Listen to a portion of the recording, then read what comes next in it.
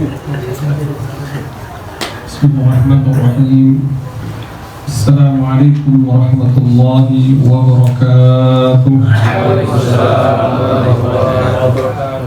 Alhamdulillahi rabbil alamin. Wassalatu wassalamu ala asyrafil anbiya'i wal mursalin wa ala alihi wa ashabihi ajma'in. Subhanaka la ilma lana illa ma 'allamtana innaka antal alimul hakim. Rabbi shrah li sadri wa yassir li amri wahlul 'uqdatam min lisani yafqahu qawli. Allahumma 'allimna ma yanfa'una wanfa'na bima 'allamtana. Amin. Alhamdulillah, bosan-bosannya kita bersyukur kepada Allah Subhanahu wa taala atas segala nikmat karunia yang telah dilimpahkan kepada kita semua.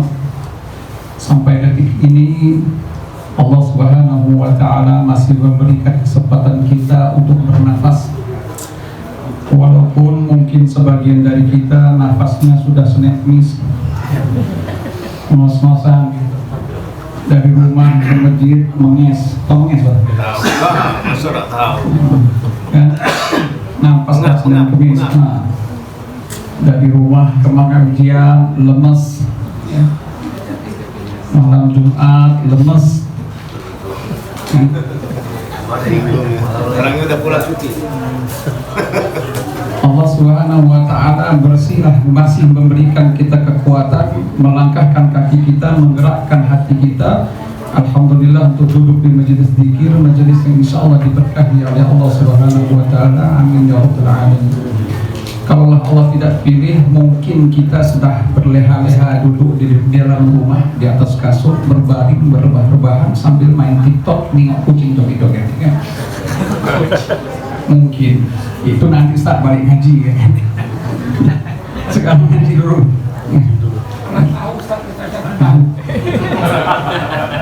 Makanya alhamdulillah Allah Subhanahu wa ta'ala masihlah memberi kesempatan untuk kita untuk duduk di majelis insyaallah diberkahi oleh Allah Subhanahu wa ta'ala. Mudah-mudahan ini menjadi ladang pahala untuk kita untuk menghadap Allah Subhanahu wa ta'ala. Amin ya rabbal alamin. Salawat dan salam kita berikan kepada junjungan kita Nabi Muhammad sallallahu alaihi wasallam. Bapak-bapak, kawan-kawan yang dirahmati oleh Allah Subhanahu wa ta'ala. Jadi tadi teman kita yang sakit itu ceritanya dia itu naik Saudi Air, kan? Naik Saudi Air, tapi qadarullah Saudi saat itu membatalkan sepihak keberangkatan. Akhirnya dibelikanlah tiket Qatar Airways transit di Qatar. Harusnya dia direct ke Saudi. Karena transit, bapak itu terpisah dari jemaahnya. Naik apa itu mobil itu kan di dalam bandara itu. Nah, yang lain jalan, dia pakai mobil. Dia sampai duluan ke gate, jemaahnya masih lama di belakang, nggak ketahuan. Jadi stres di situ dia ngedropnya. Jadi nggak tahu sama siapa loh, kok saya sendirian, jemaahnya tidak ada. Saat itu udah dia ngedrop itu. Bingung, nggak ada siapa-siapa teman-teman. Itu di Jakarta ya? Di sini. Nah, saya sudah dapat kabar dari minggu lalu setelah dia sakit itu, saya pas lagi di Mesir. Kemarin saya pas dapat kabar saya masih di Mesir. Ternyata orang Jambi, tetangga saya boy. Jadi dia punya travel umroh, punya bisnis itu, yang ngisi travelnya ada teman-teman saya juga. Kita di situ saya teleponin teman-teman, udah lu pak sini Mbak Jambi, Pak Muslim pak sini. Dunia kecil kali rasanya. Gitu ceritanya. Jadi kemungkinan besar tadi kalau katanya menurut kemungkinan kata dokter untuk berangkat nggak bisa. Gitu. Kalaupun memang harus berangkat, dia harus pakai oksigen atau apa. Dan itu Qatar Airways nggak mau terima. Jadi kemungkinan besar mungkin tidak bisa berangkat karena nanti Sabtu sudah terakhir, nggak ada lagi keberangkatan. Nah, kita doakan yang terbaik. Jadi ini sudah yang kedua kalinya beliau berangkat. Tahun lalu mau berangkat nggak jadi juga. Sudah setoran terakhir, ternyata uangnya dibawa lagi sama yang mau ini travelnya, pengurusnya. Akhirnya nggak jadi berangkat. Nah sekarang lagi kita jadi rezeki. Ya, jadi setingkat ada satu cerita baru-baru ini di Libya. Ya, ada lihat dia paspornya bermasalah ya. Saya harus berangkat haji, nggak bisa, kok nggak bisa berangkat, paspor kamu bermasalah. Akhirnya pesawat itu pergi, tengah jalan rusak, balik lagi perbaiki, pergi lagi tengah jalan rusak. Akhirnya orang itu diberangkatkan, habis dia berangkat pesawatnya jalan. Habis dia ikut pesawatnya jalan. Dua kali balik. Akhirnya dia berangkat, pesawatnya pergi. Ya, Masya Allah, kita nggak tahu amalan apa yang dia perbuat. Saya ingat cerita kakek saya itu. Ibu saya cerita kakek saya itu dulu beliau lama di Mesir juga. 10 tahun atau 12 tahun dia di Mesir tahun 1920, balik 1932. Ceritanya, jadi waktu itu mau berangkat kapal itu sudah pergi, kakeknya ketinggalan, kata ibu, Pak itu sudah tertinggal, Abah, manggilnya Abah namanya, tertinggal, nggak tunggu aja. Akhirnya kapal itu memang nggak bisa jalan, tersetak di tengah. Oke, kita pergi. Begitu kakek itu naik, kapal itu bisa jalan. Itu cerita-cerita orang-orang dahulu, wali-wali dahulu itu memang seperti itu ya. Banyak karomah orang-orang dahulu itu, karomah ya. Dan itu banyak, zaman dahulu itu banyak. Ya, dari zaman Nabi dahulu, dan Nabi Sulaiman misalnya kan, seperti yang terjadi oleh Said namanya, yang memindahkan singgasana Ratu Balkis. Aku akan pindahkan singgasananya sebelum engkau mengedipkan mata. Begitu kedip mata sudah tidak sudah. Itu kan manusia, bukan jin. Ya. Itu karomahnya orang-orang dahulu. Kalau sekarang susah mau dicari. Bapak-bapak yang dirahmati oleh Allah Subhanahu wa taala, tanpa kita terasa, saya sendiri juga sudah terakhir, insya Allah hari ini terakhir untuk saya. Karena tanggal 1 saya sudah terhitung nggak bekerja lagi. Ya, sudah free. Sudah nggak kerja lagi. Ya, insya Allah for good. Ya, mungkin. Ya, insya Allah. Jadi insya Allah tanggal 10 atau 11 itu insya Allah saya sudah berada. Udah, sekarang bulan apa? Oh, iya bulan depan. Ya sudah, nggak ada bini, saya lupa terus nanya. Jadi saya sekarang bisa merasakan bagaimana penderitaan abahnya.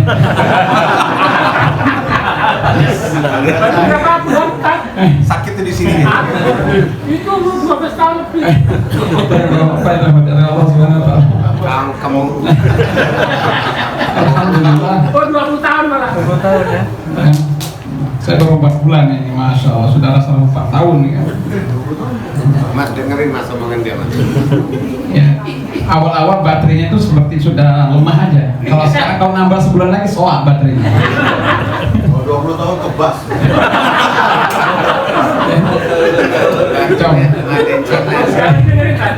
Cobaan itu salah satu bentuk cobaan dari cobaan itu. Bapak-bapak yang dirahmati oleh Allah Subhanahu wa taala, alhamdulillah kita sekarang udah berada di tanggal 1 atau 2 Zulhijjah. Enggak terasa. Orang biasanya lebih mengagumkan, lebih heboh ketika berada di 10 terakhir bulan Ramadan. Sangat jarang kita dapati orang yang heboh dan semangat ketika berada di 10 awal bulan Zulhijjah. Padahal Allah Subhanahu wa taala menyebutkan di dalam Al-Qur'an, menyebutkan 10 hari bulan Zulhijjah ini disebutkan di dalam Al-Qur'an, bahkan Allah bersumpah dengan hari itu. Dan Rasulullah sallallahu alaihi wasallam pun mengatakan dalam hadisnya, "Ma min amalin ahabbu indallahi ilallah min hadhihi al-ayyamil 'ashr." Tidak ada amalan yang lebih baik, kata Rasulullah sallallahu alaihi wasallam, daripada hari 1 sampai 10 bulan Zulhijjah. Enggak ada yang lebih baik, kata Rasul. Ya. Kemudian saya bertanya, "Walal jihad fi sabilillah ya Rasul?" Bahkan apakah jihad juga tidak bisa menandingi amalan 10 hari bulan Zulhijjah? Kata Rasul, enggak. Tidak bisa menandingi bulan 10 hari di bulan Zulhijjah. Bahkan jihad sekalipun. Kecuali kata Rasul, mereka yang berjihad binafsihi, ya, binafsihi wa malihi, dengan dirinya, dengan hartanya, walam yarji' bidzalika bisyai', dan dia tidak kembali lagi dari peperangan, dari jihad itu, artinya dia sudah syahid. Ketika dia syahid, saat itulah pahalanya bisa menandingi pahala di bulan awal Zulhijjah 1 sampai 10. Tetapi kita suka enggak. Kita lebih semangat, lebih heboh ketika 10 hari bulan bulan Ramadan ya, walaupun 1 sampai 20-nya lemes, pas 10-nya semangat ya, nyari Lailatul Qadar. Karena 1 sampai 20 kan semangat kan? Nah, berarti Qadar. Kalau 1 sampai 30 semangat berarti Qadar. Padahal kata Rasulullah SAW tidak ada amalan yang lebih baik. Bahkan kata para ulama, 10 hari terakhir bulan Ramadan itu masih lebih kalah dengan 1 hari 1 sampai 10 bulan Dzulhijjah siang hari. Karena Rasulullah katakan tidak ada amalan yang paling baik yang melebihi dari amalan 10 hari bulan Dzulhijjah. Bahkan bulan Ramadan sekalian siangnya. Makanya kata Rasul tidak ada amalan yang lebih baik. Makanya kita mungkin tidak dapati orang yang mungkin berusaha menghatamkan Al-Quran di bulan Dzulhijjah ya. Jarang kita tengok orang yang berlomba-lomba untuk menghatamkan Al-Quran, berzikir, bertahmid, bertahlil di bulan Dzulhijjah. Kurang kehebohannya. Padahal Allah Subhanahu wa ta'ala memberikan promo besar-besaran di bulan Dzulhijjah. Karena apa? Karena di bulan 1 sampai 10 itu, Dzulhijjah 1 sampai 10, semua amal ibadah dalam rukun Islam tergabung di dalam bulan 10 Hijriah. Di dalam hari 1 sampai 10 itu semua amalan ada. Puasanya ada, sedekahnya ada, ya zakatnya ada, ya hajinya ada, sholatnya ada, korbannya ada. Semua amalan-amalan Islam tergabung. Apa? Berkumpul di 1 sampai 10 ya. Makanya disebutkan di dalam Al-Quran wal fajr, Allah bersumpah dengan waktu fajar. Ada yang mengatakan itu waktu fajar sholat subuhnya. Ada ulama yang mengatakan wal fajr itu adalah subuh di hari tanggal 10 bulan Dzulhijjahnya, yaitu Yaumun Nahar. Apa Yaumun Nahar? Yaitu hari pemotongan korban. Tadi saya ngirimin duit satu orang pembantu ada. Dia itu ngirim uang bulan lalu 2.500, bulan ini 2.500 khusus untuk korban. Saya setiap tahun berkorban Pak Ustaz katanya gitu. Ini untuk beli sapi. Dia berkorban untuk anak-anak dia, 7 orang anak dia, bapak dia, ibu dia, dan dia. Saya Masya Allah, saya bilang itu dari duitnya sendiri, gajinya 2.500. Dia berkorban beli sapi dengan uangnya sendiri setiap tahun. Saya ngirimin duitnya karena dia nggak punya ID. Misalnya saya itu namanya kerjaan idol, amal idol, kerjaan tambahan. Saya ngirimin duit itu, tak kumpulin, saya ambil itu, saya kirim, baru saya sebarin. Ya. Itu dia beli domba, beli sapi dengan duitnya sendiri. Adiknya yang di Dubai beli juga, jadi dia beli 2. Dia 1, adiknya 1. Masya Allah ya. Kalau kita sekarang kan beli iPhone 16 bisa, iPhone 15 gampang, apalagi iPhone, apalagi Oppo. Iya, apalagi ini. Gitu aja ya enggak? Tapi giliran korban subsidi tuh. Lu dengerin yang punya iPhone 16 tuh, dengerin. Kalau poligami siap semua. Waduh, Ya. ngomong. Kawin 4 siap. Korban maunya ayam. Perasaan. Tapi nggak ada yang poligami di sini Pak Ustaz. Lurus-lurus. Cuma kita berdua aja. Aku nggak melok-melok. Ya. Kalian di sini muslim. Saya terpukul betul, oh Masya Allah, terpukul, terhentak Masya Allah. Jadi malu juga saya kan. Dengan gaji dia yang tidak seberapa, 2.500 itu recehan jajannya Abah aja mungkin ya, 2.500 ya. Lo berasa hari itu kalau apa? Dia menabung setiap bulan 100, 200 dikumpulkan, kemudian beli sapi di akhir tahun. Ya. Dan itu bukan sekali 2 kali, ini sudah 10 tahun, dia udah 20 tahun di sini. Setiap tahun dia berkorban sapi. Masya Allah. Yang mudah-mudahan kita juga insya Allah dimudahkan oleh Allah SWT. Ya. Bukan kita tidak mampu, mungkin karena kita tidak mau.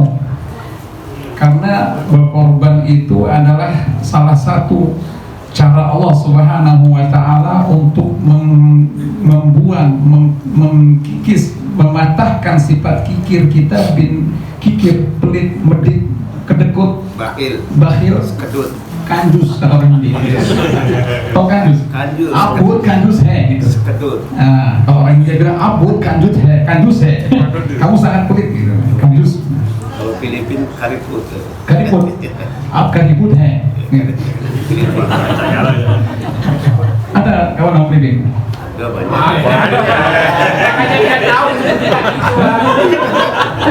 Kalau anaknya cewek. Banyak stok abah nih.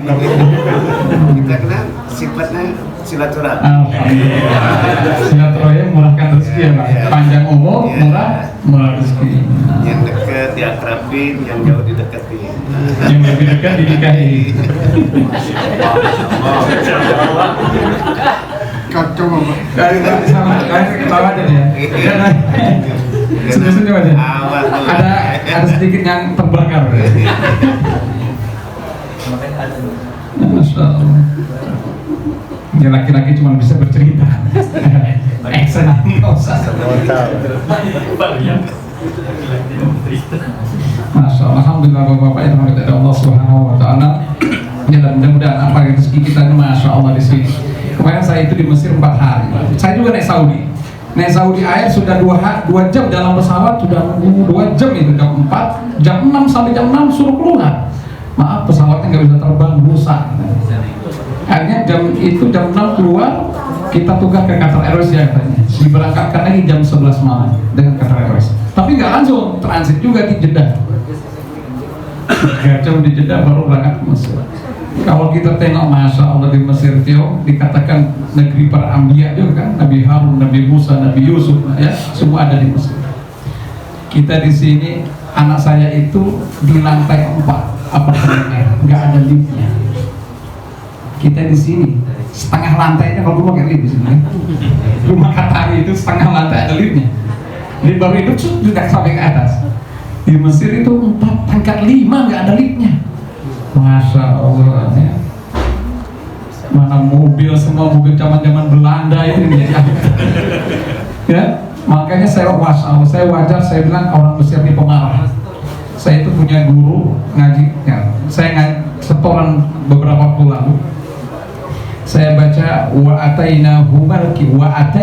Saya baca wa atainahuma. Tapi yang benar wa atainahuma. Ya Allah, saya dimarah habis-habisan macam mau dibunuh saya sama orang Mesir. Nangis saya. Kita enak sekarang nih ngaji salah dari awal sampai akhir kita salah, tidak pernah dimarah-marahin, ya kan? Kami itu ngaji nangis saya, wallahi saya nangis. Suruh sampai sana. Saya sudah di ujung kursi sana, banyak anggota lain yang ngaji. Saya sudah di ujung tuh masih diomelin juga. Dia lagi dengar yang lain, saya stop dulu. Oh bedo. Itu menjadi sayang. Masya Allah, ini kayak sopan. Kalau baru 1 atau 5 juz, saya sumpah pasti saya berhenti. Karena sudah juz 24, tanggung ya Allah, sabar.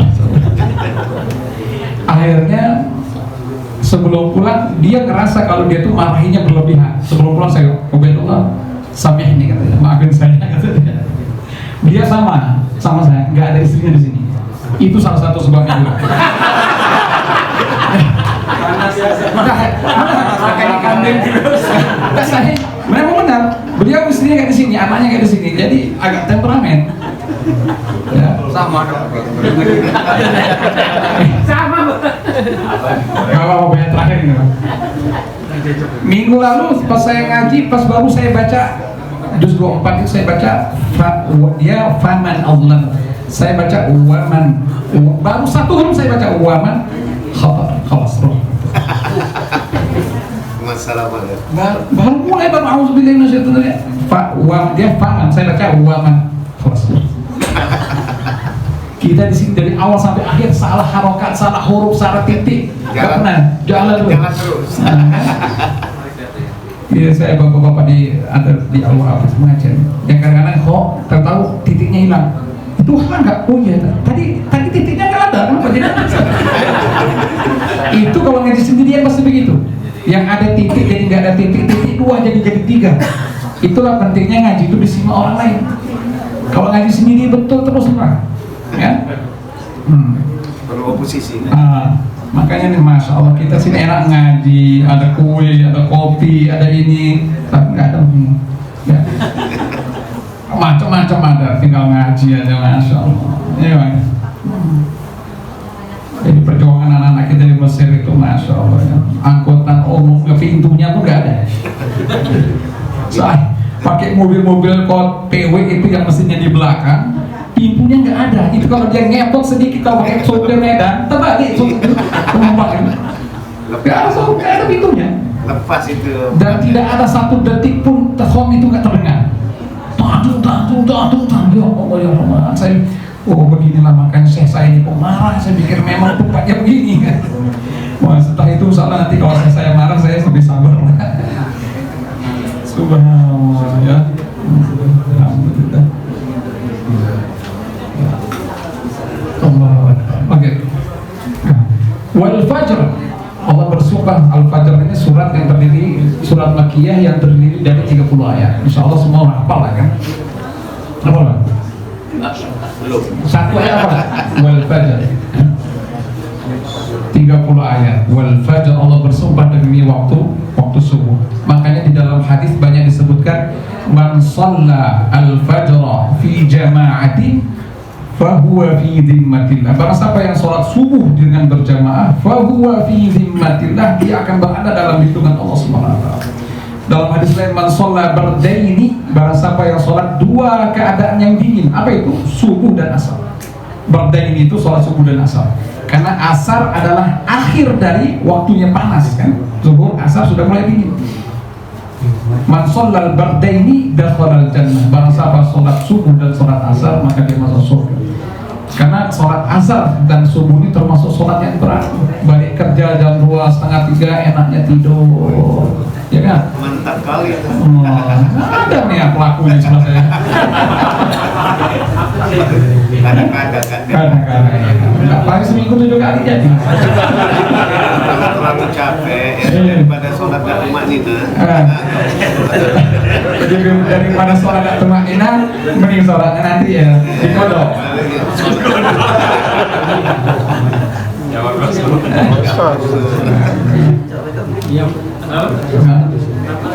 Nah makanya wal fajr, jadi Allah sampai bersumpah dengan waktu subuh, bahkan sholat sunat 2 rakaat sebelum subuhnya lebih baik daripada dunia dan seisinya. Itu baru sholat sunatnya. Walayalin ashr, kata Allah Subhanahu wa taala. Dan aku bersumpah walayalin ashr, dengan 10 hari. Nah disinilah para ulama berbeda pendapat. Apakah 10 hari ini 10 hari di bulan Ramadan? Apakah 10 hari ini di bulan Dzulhijjah?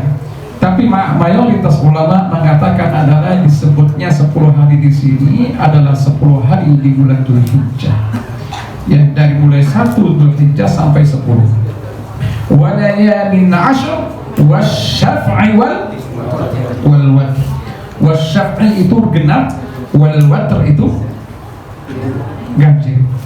Kata para ulama, ada yang mengatakan wasyaf' genap itu adalah sholat-sholat yang genap, asar, zuhur,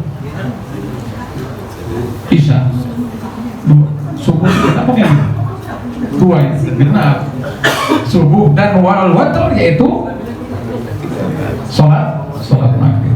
Ada yang mengatakan wasyaf'i wal watr, wasyaf' yang genap itu adalah makhluk-makhluk Allah Subhanahu wa taala. Dan wal watr adalah Allah Subhanahu wa taala, karena Allah itu satu. Wal watr itu satu. Jadi wasyaf' itu makhluk Allah yang Allah ciptakan. Karena makhluk yang Allah ciptakan itu semua berpasang-pasangan. Apa dalam Al-Qur'an disebutkan? Was-samaa'a banainaha bi'aidi wa inna lamusi'un wal arda farashnaha fa ni'mal mahid wa min kulli syai'in khalaqna zawjain, dan setiap sesuatu itu Allah ciptakan berpasang-pasangan. Ada malam, ada siang, ada bulan, ada bintang, ada panas, ada dingin, ada duda, ada janda, ya kan? Bukannya harus 2, satu kan? Kalau 3 lah. Apa Pak?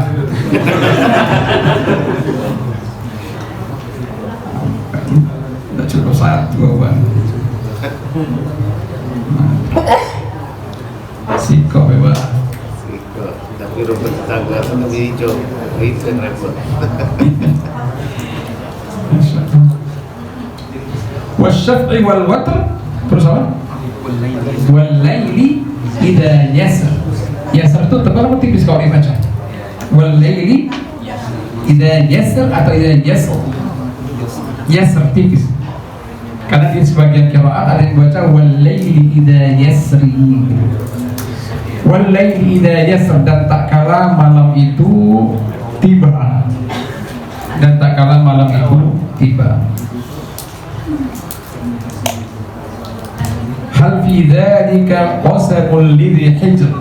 Jadi dari setiap sumpah yang Allah sebutkan tadi, hal fi dzalika qasamul lidhi hijr, dari setiap sumpah yang Allah sebutkan, wal fajri wa layalin ashri wasyaf'i wal watr wal laili idza yasr, hal fi dzalika qasamul lidhi hijr.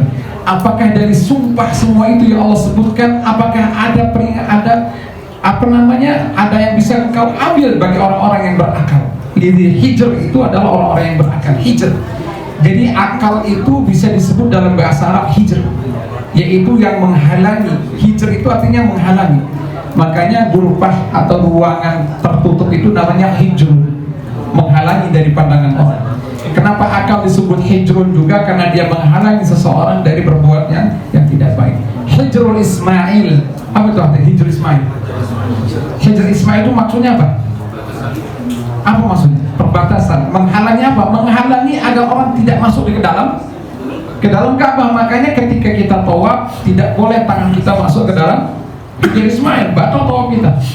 Artinya kita tawaf di dalam Ka'bah. Ya, hijr Ismail itu pembatas itu yang menghalangi orang agar tidak masuk ke dalam fondasi Ka'bah asal mulanya. Makanya dibuatlah hijr Ismail, penghalang. Itu maksudnya. Ya. Alam tara kaifa fa'ala rabbuka bi'ad. Setelah Allah bersumpah tentang waktu-waktu, tentang kemuliaan bulan Dzulhijjah, ya, saya peringatkan sekali lagi untuk kita mungkin yang masih ada hutang bulan puasa, mungkin kita bisa bayar di bulan Dzulhijjah, mengqadha dananya puasa sunnah. Insya Allah puasa qadhanya dapat, sunnahnya pun dapat di bulan Dzulhijjah. Terutama ibu-ibu yang banyak hutangnya. Nah, kemarin ibu-ibu ada yang tanya, Pak Ustaz, kalau kita puasa qadha terus suami ngajak liburan, katanya gitu. Saya tanya, liburannya kemana? Apa tau kemana kira-kira? Aku nggak komen. Urusannya panjang, saya tahu ujungnya. Saya tanya, tahu apa ya? Tahu. Nah, jadi kata ibu itu, dia lagi puasa qadha nih, mengqadha puasa Ramadan, terus tiba-tiba suaminya ngajak berhubungan. Jalan. Boleh nggak istri? Apakah istri harus membatalkan puasanya? Apakah istri harus terus menjalankan puasanya? Gimana kira-kira Pak? Sekarang istri lagi puasa nih, puasa qadha. Terus tiba-tiba bapaknya kepengen habis dari luar, ya kan? Tunggu bentar, anak ke pasar dulu. Balik. Boleh nggak istri yang membatalkan puasanya untuk melayani suaminya? Puasa wajib kan? Ya. Itu kan kodok. Ada bisa lain.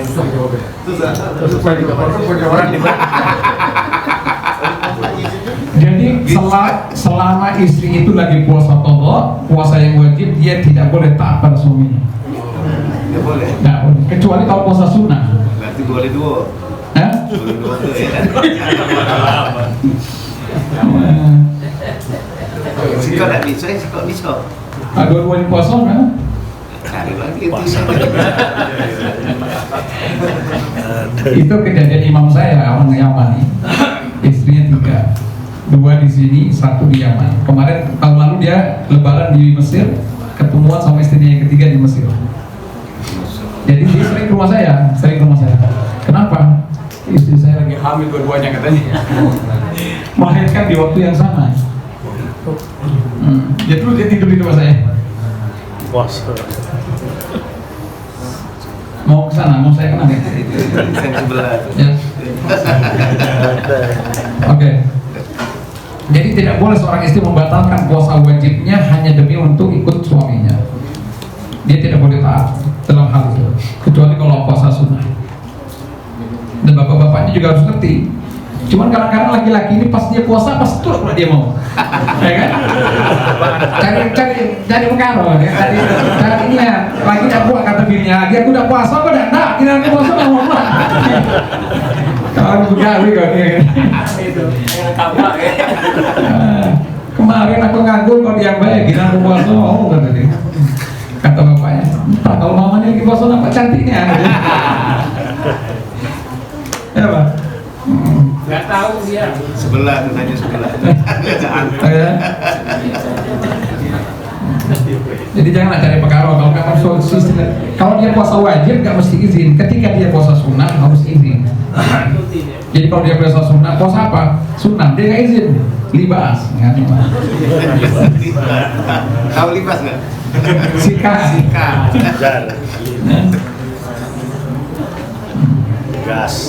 Gas kan begini. Kan sama senyum-senyum lagi. Makanya jauh-jauh dia. Dia nggak dikasah. Alam tara kaifa fa'ala rabbuka bi'ad.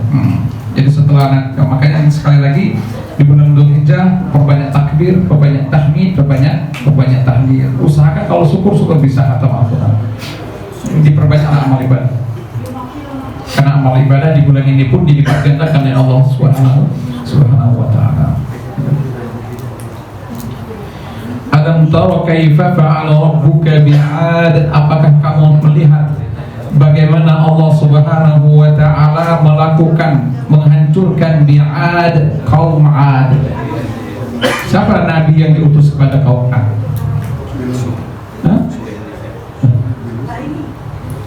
Siapa nabi yang diutus ke kaum Nabi 'Ad? Wa ila 'adin akhahum Huda. Wa ila 'adin akhahum Huda. Dan ketika Nabi Hud dikirim kepada kaum 'Ad, Nabi Hud.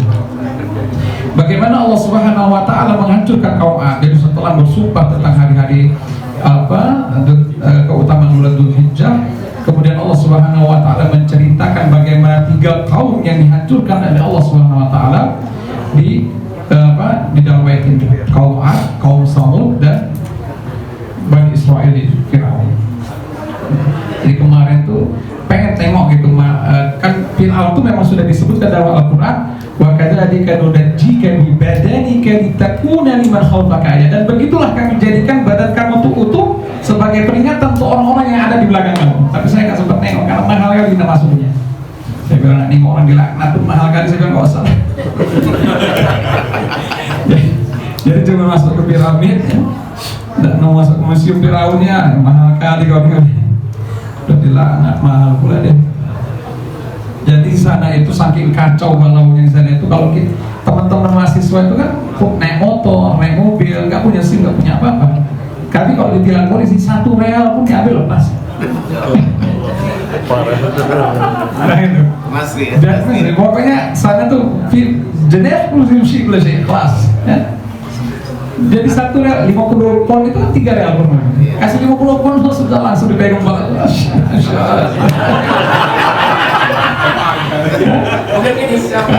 Sana 1 real diambilnya lepas. Makanya teman-teman itu kan pada bisnis semua, buka warung Madura, warung ini, bakso, semua nggak ada izin, ilegal semua. Di Mesir itu. Misal semua toko nggak ada izinnya. Polisi datang kasih 50 pon lepas. Alas ya. Alas. Teman-teman itu jualan bakwan, risol di jalan kayak di kampung Indonesia. Cewek-cewek mahasiswi itu jualan warung Madura yang buka 24 jam kecuali kiamat. Itu pun kiamatnya sore siang masuk juga dia.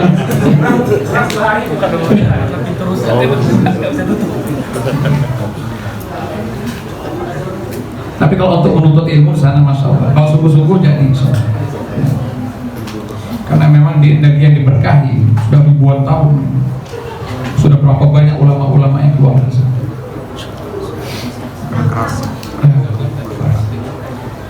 Kerasnya itu enggak, ya memang bahasa dia dan gitu ya. karakternya ya. Tapi hatinya sih lembut lah ya. Jordan dia semua. Ya. Makanya ada video waktu itu orang Arab, kalau kamu, dia beri sumpah, dia bilang begini, ada videonya sama saya, dia bilang kalau kamu ingin nikah sama orang yang pintar, masa nikahlah sama Maghrib. Kalau ingin yang cantik, nikahlah dengan Suriah. Kalau yang dengan yang baik, nikahlah dengan apa dia bilang, dengan misalnya dengan Saudi. Tetapi ketika kamu ingin menghancurkan rumah tangga kamu, nikahlah sama Misriah kan. Orang Saudi yang berpikir.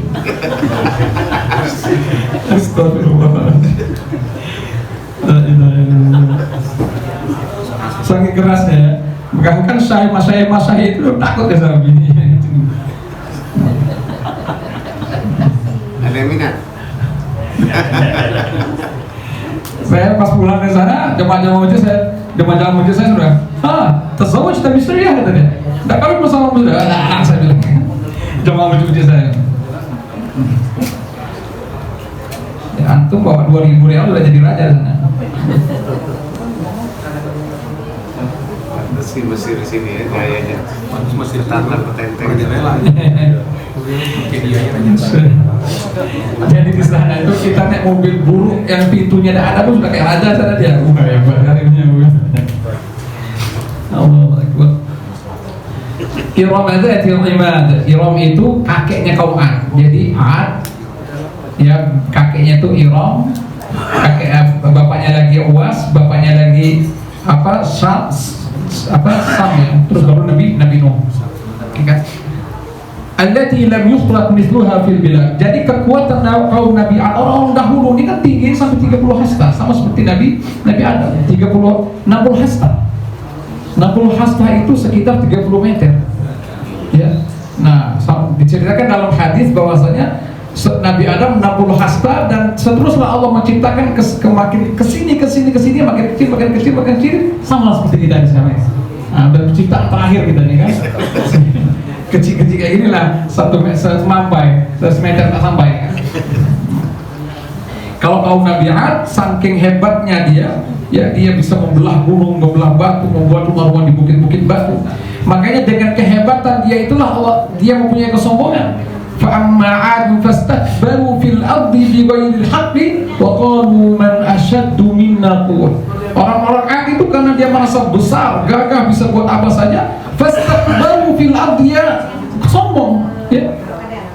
Wa qalu man ashaddu minna quwwah, siapa yang lebih baik daripada aku? Masyaallah, itu orang sekarang. Siapa yang lebih baik dari aku? Kalau tidak ada aku, tidak jalan. Kalau tidak ada aku, kalau ada angin, tidak ada. Akhirnya Allah Subhanahu wa taala hancurkan kaum Ad dengan apa? Wa sakhkharaha sab'a layalin wa thamaniyata ayyamin husuma. Dalam surat Ma'arij, Allah Subhanahu wa taala menghancurkan kaum Ad dengan angin puting beliung selama 7 hari 8 malam. Wa sakhkharaha sab'a layalin wa thamaniyata ayyam. 7 malam, 8 hari 7 malam. Diputar oleh Allah Subhanahu wa taala dengan angin. Ya, mereka merasa bangga dengan kekuatannya. Dia merasa bangga dengan badannya yang besar. Allah hancurkan kekuatan dia dengan angin saja. 7 hari, 7 malam, 8 hari. Setelah angin itu berhenti, kata para ulama, dikatakan kaum Ad itu jatuh ke bumi dengan keadaan leher yang patah, dijatuhkan dengan kepala lebih tinggi. Itu dihancurkan kaum Ad. Merasa bangga dengan apa yang dia punya, merasa gagah dengan apa yang dia ada. Akhirnya Allah Subhanahu wa taala hancurkan. Allah dibas-bas. Ya. Kemudian wa Thamud alladziina jaabu Busrah bil wa'd. Thamud siapa nabinya? Wa Thamud alladziina jaabu Busrah bil wa'd. Kaum Thamud ini apa? Kaum yang bisa membelah batu-batu besar. Ya. Batu-batu besar itu bisa dibelah. Dia buat rumah dari batu-batu gunung itu. Kalau kita tengok piramid itu, kalau kita tengok saya dari dekat, masya Allah batu-batunya itu seperti batu-batu karang gitu kan. Batu-batu karang tapi dalam posisi yang posisi yang besar banget. Bagaimana orang-orang dahulu menyusun batu itu begini? Dan dikatakan di bawahnya itu ada air kan. Dulu katanya Sungai Nil itu alirannya ada di bawah piramid itu. Makanya ada video Mr. Beast namanya. Mr. Beast beli piramid, judulnya di YouTube itu. Dia menyewa piramid itu 3 hari 3 malam. Tidak ada orang boleh masuk kecuali dia dan timnya. Dia masuk dari bawah sampai ke atas. Ya kaum Samud itu bisa belah batu besar. Siapa nabinya? Wa ila Samud akhahum Salihah. Dalam Quran wa ila Samud akhahum Salihah. Dan kaum Samud itu dikirim oleh Allah Subhanahu wa taala nabinya Nabi Saleh. Mereka nggak percaya atas kenabian Nabi Saleh. Coba buktikan kalau kamu orang nabi. Coba keluarkan nih dari batu ini onta betina yang sedang hamil kan. Nabi Saleh berdoa, salat berdoa pada Allah, dibelah batu, keluarlah onta betina yang lagi hamil. Walaupun sebagian ada yang beriman, sebagian yang tidak. Kata Nabi Saleh, hadhihi naqatullahi lakum ayatan. Ini ontanya Allah Subhanahu wa taala sebagai tanda kebesarannya. Fadharuha ta'kul fil ardi wa la tamassuha bisu'in fayakhudhukum 'adzabun qarib. Ini ontanya Allah Subhanahu wa taala, kata Nabi Saleh, biarkan dia makan dan minum di sini. Fadharuha ta'kul fil ardi wa la tamassuha, dan jangan kamu sentuh. Jangan kamu sentuh, jangan kamu bunuh. Kalau sampai kamu sentuh dan kamu bunuh, fa'aqaruha wa la tamassuha bisu'in fayakhudhukum 'adzabun qarib. Kalau sampai kamu bunuh, akan datang azab yang lebih dekat. Akan datang azab dalam waktu dekat. Akhirnya apa? Singkat cerita, orang-orang kafir yang tidak beriman pada Nabi Saleh membunuh ontanya Nabi Saleh pada hari Rabu, Kamis. Dia sudah tahu nih, karena Nabi Saleh sudah terbukti mujizatnya. Dia sudah tahu nih, begitu dia bunuh ontanya, dia bilang, ini perkataan Nabi Saleh pasti benar nih. Sebelum dia datangkan azab, lebih baik kita bunuh dia.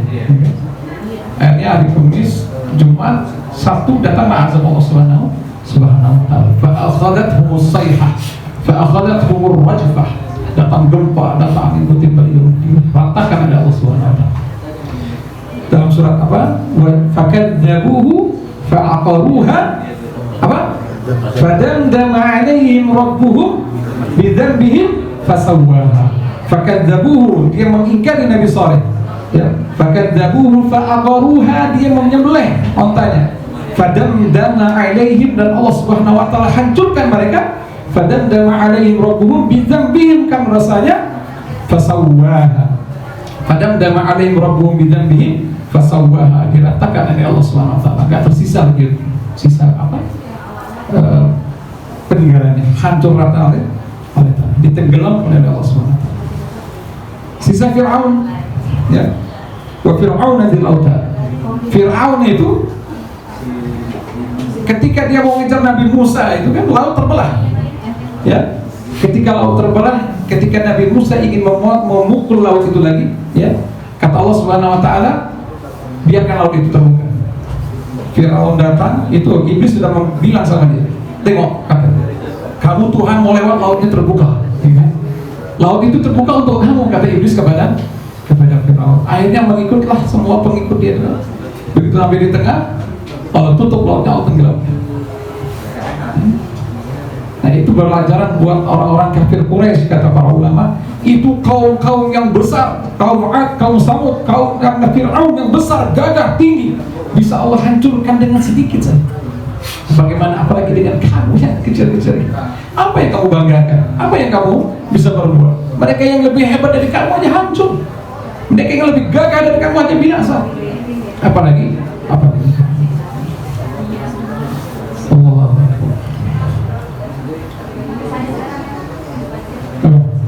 Nah, senyap semua.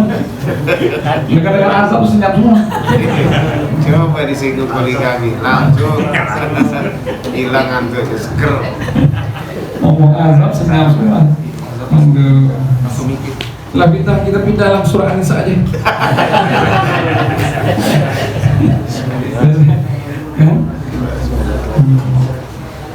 Gimana tinggal azab kalau yang question. Merenung. Baiklah, insyaallah. Ini ayat surat masih panjang, mudah-mudahan Allah Subhanahu wa taala berikan kemudahan untuk kita untuk selalu istiqomah Dengan semua rezeki yang kita punya, ya, nikmat yang telah ada pada kita semua sangat banyak pokoknya nikmat yang Allah berikan pada kita di sini. Saking nikmatnya kita di sini tuh sampai kita lupa sama kampung halamannya. Bahkan sebagian teman-teman saya itu ada yang 7 tahun nggak pulang, 10 tahun nggak pulang. Saya bilang, kamu masih ingat jalan balik rumah kamu? Bisa nggak balik 7 tahun, 10 tahun ini? Ya. Saya 1 tahun sekali mesti balik. Mau ada uang, nggak ada uang, saya mesti pulang. Mau saya jual mobil, saya jualnya, pasti harus pulang saya. Nengok, dia wajib nengok orang tua. Dan insya Allah Allah pasti ganti. Itu 7 tahun nggak pulang. Nanti kayak yang saya tengok di video itu, orang tuh balik pakai troli, bannya di atas, di bawahnya. Saking lamanya nggak pulang pakai troli itu, kok nggak jalan, lu bannya di atas. Macam mau jalan? Udah lama nggak balik. Atau mungkin dia nggak ada bini, mungkin dia lupa.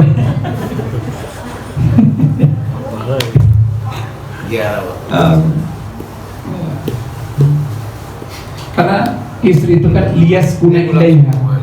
Istri itu kan diciptakan lias kuna ilaiha untuk mencari ketenangan di jalan. Kalau tidak ada bisa tenang gitu. Semua kalau dengar itu. Cuman kadang-kadang kalau dia ada di samping kita, kadang-kadang tidak tenang juga kita. Ya. Alasannya? Apa alasan? Kadang-kadang jauh wangi dan dekat bau. Coba nih Pak. Ya. Ya. Alhamdulillah. Ya mungkin ini yang harus saya sampaikan ya. Saya sudah habis suara saya. Nggak ada waktunya. Cai saya di mobil dingin ya nih. Saya lagi ngecai di warung tadi, suruh kesini jadi saya tinggal di mobil cai saya itu. Masa silakan.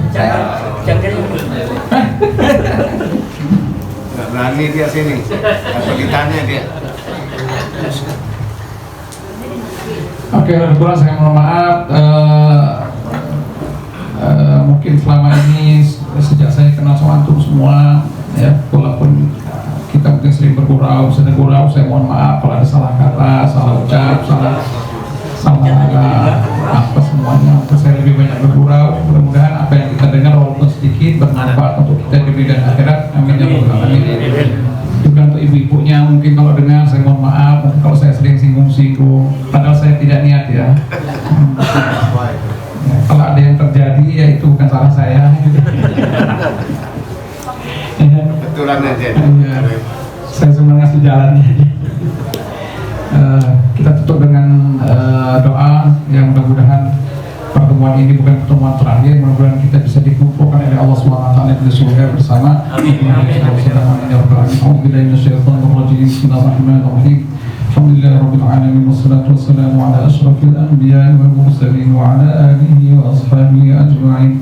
Allahumma ja'al jam'ana hadha jam'an marhuma wa ja'al tafarruqana min ba'dihi tafarruqan ma'suma wa la taj'al fina wa la ma'ana shaqiyan wa la mahruma. Allahumma ati nufusana taqwaha wa zakkiha anta khairu man zakkaha anta waliyuha wa ربنا اغفر لنا ولوالدينا وارحمهم كما ربونا صغارا ولجميع المسلمين والمسلمات والمؤمنين والمؤمنات الأحياء منهم والأموات إنك سميع قريب مجيب دعوة قاضي الحاجات ربنا آتنا في الدنيا حسنة وفي الآخرة حسنة وقنا عذاب النار صلى الله على نبينا محمد وعلى آله وصحبه وسلم سبحان ربك رب العزة عما يصفون وسلام على المرسلين والحمد لله رب العالمين. تقبل الله منكم.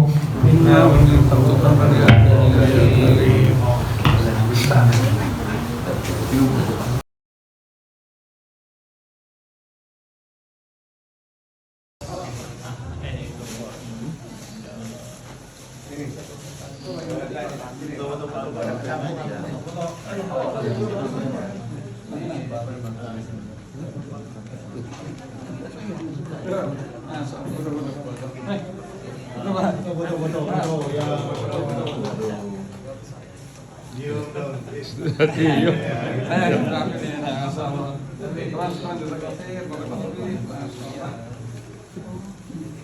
Allah.